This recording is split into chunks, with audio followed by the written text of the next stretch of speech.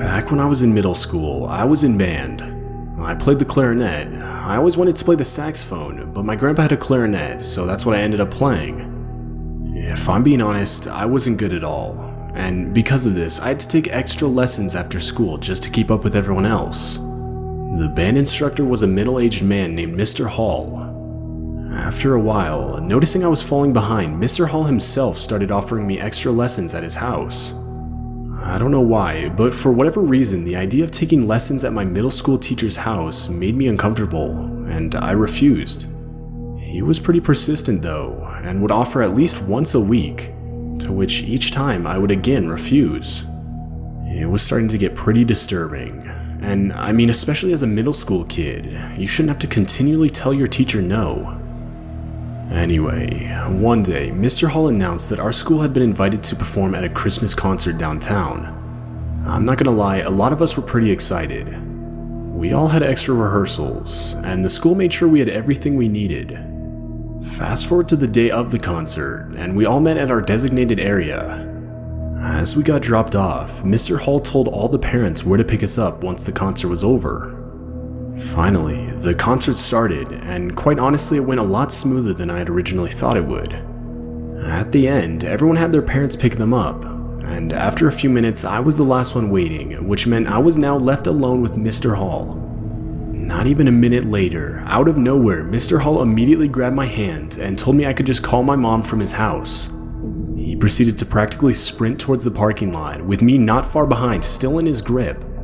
Now, I had very little experience being on my own, and didn't know how to act in this kind of situation, so despite everything in me wanting to stop, I went along. I couldn't tell you exactly where he took me, but it was definitely further out than where everyone else was parked. Finally, his car came into view in a pretty shady area. It was one of those dark blue SUVs. Just then, I could hear my name being yelled from behind me. I turned to see my mom, panting and sprinting towards us. To my surprise, Mr. Hall's grip tightened on my wrist in reaction, and he even began to sprint faster. That's when my suspicion of something not being right was confirmed. I started to tug back, and finally Mr. Hall gave it up by letting me go and continuing towards his car. My mom finally caught up to me, but I still couldn't process what just happened. I'd never seen Mr. Hall act so aggressively before. My mom must have reported the whole situation, as I never saw Mr. Hall in school again. In fact, I've never heard anything about him since. Now that I'm older, I'm fully aware of the danger I was in, but I still don't like to think about what would have happened had I gotten into his car that night.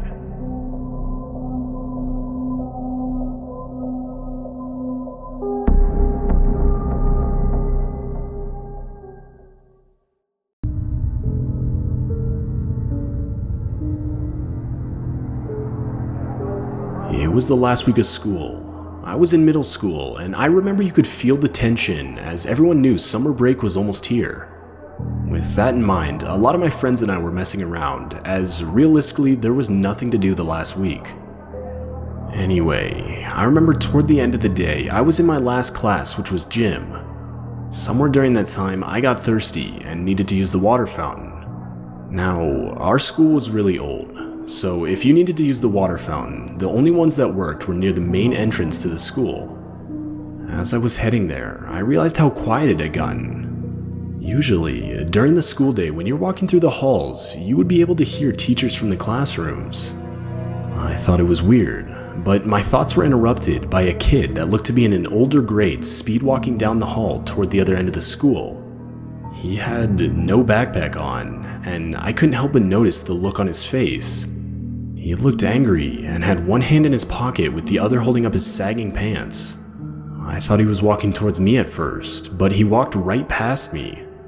I thought it was weird, but ignored it, thinking maybe the kid was just late for class and wanted to get there quick. Finally, I got to the drinking fountain, but right as I started drinking, I could hear a loud pop. I instantly shot up in reaction, listening intently. At first, it sounded like somebody slamming their fist against a locker, but when a few seconds passed and more pops sounded, I knew what the sound was. Somebody was shooting a gun. I instantly ran inside the bathroom to my left, turned off the light, and hid inside one of the stalls. I cannot express to you how fast and loud my heart was beating in that moment. Eventually, all of a sudden, our principal got on the intercom and started telling everyone to get inside and lock the doors. But I figured staying in the bathroom was my best shot at getting out of this alive. For the next solid 10 minutes, I would periodically hear running footsteps outside in the hallway. I didn't know if they were students or if it was the shooter himself. At one point, I could even hear the bathroom door open, just to hear it close again with footsteps running in the opposite direction. Finally, a teacher opened the door and called out to see if anyone was inside. And recognizing the voice, I answered. I've never been more terrified for my own safety than I was on that day. The school ended up locking us down for over an hour until we were finally escorted onto a bus to take us home. Looking out the windows, I remember seeing pure chaos. Police were everywhere. Parents were trying to get inside the building and find their kids. Kids who were walking home were now running. All in all, not a pleasant sight to see. All of the kids on the bus couldn't stop talking about it, but all I could do was sit there and think. I had seen the guy. He walked right past me. Later that night, while watching the news, it was confirmed. That same student I saw walk past me in the hallway was clearly visible on the TV. The headline read that 2 students were injured.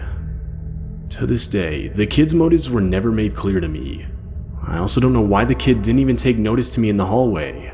But whatever the reason, I'm glad he didn't.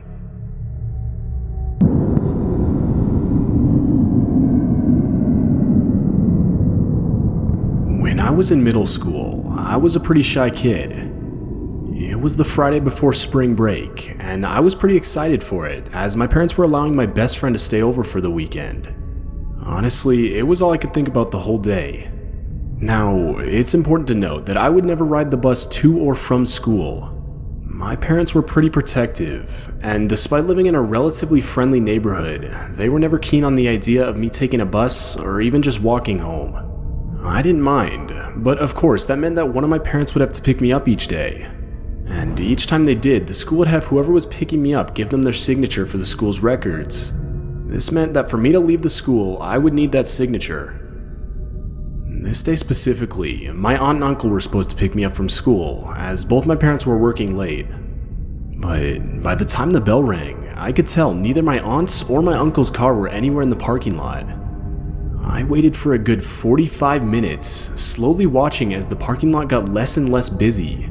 By this point, almost empty. I was the only one in the lobby at this point, and was starting to get nervous that they forgot to pick me up. I decided it was best to walk down to the office and inform someone of the situation. But as I did, I saw some random guy, I'd say maybe mid-40s with a duffel bag, walk in the building. I met eyes with him, but quickly looked back down at the floor, continuing towards the office. When I got there, I told this lady everything.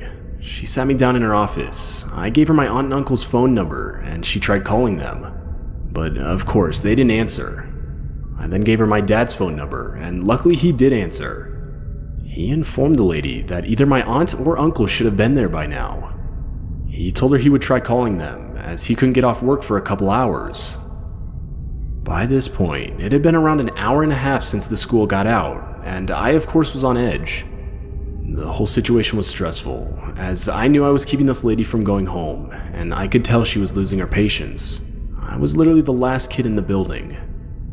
Around 5 minutes later, and nothing had come of the situation yet. But just then, a man in a janitor's uniform walked into the office. I could instantly tell it was the same man with the duffel bag that I had seen on my way to the office, just now in a janitor's uniform. He started talking with the office lady. I remember this part clearly. The man eventually asked what she was still doing at the school, and she proceeded to explain our whole situation. The man then looked at me and told me he lived right next to my aunt and uncle's house, and that he was willing to give me a ride on his way back home. At that point, 2 red flags were going off in my head. Firstly, if I had just seen this guy entering the building only a few minutes ago, why would he already be leaving to go home? And secondly, there's no way he could have even known where my aunt and uncle lived, as that information was never given anywhere in the conversation. But my thoughts were interrupted by the office lady explaining that it was a great idea.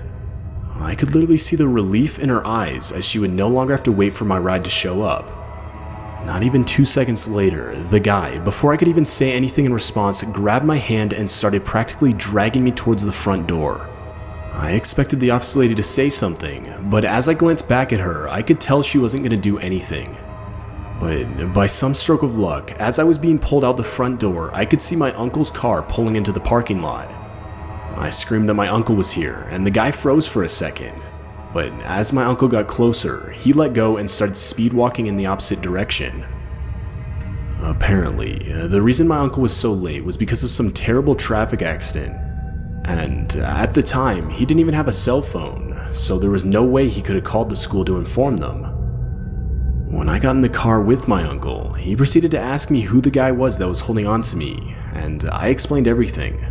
He of course was shocked, and quickly reported the situation to the school. I never saw either that lady or the janitor ever again, so I don't know if they were fired or what. Though, I actually have a theory that the guy was never a real janitor for the school, as what janitor would enter the school in regular clothes and leave only minutes after he got there? Either way though, the whole thing was really traumatizing for me, and it still haunts me to this day.